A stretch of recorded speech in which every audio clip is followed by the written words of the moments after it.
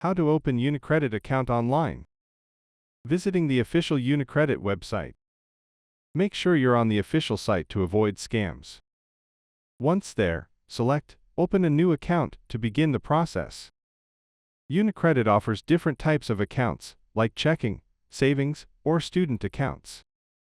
Pick the one that best fits your needs before continuing. Next, you'll need to provide personal information such as full name, date of birth, address, email and phone number, tax or identification number. Make sure the information matches your official documents. UniCredit will ask you to verify your identity.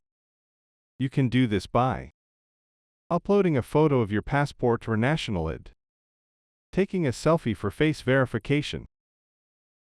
Finally, review your details and accept UniCredit's terms and conditions.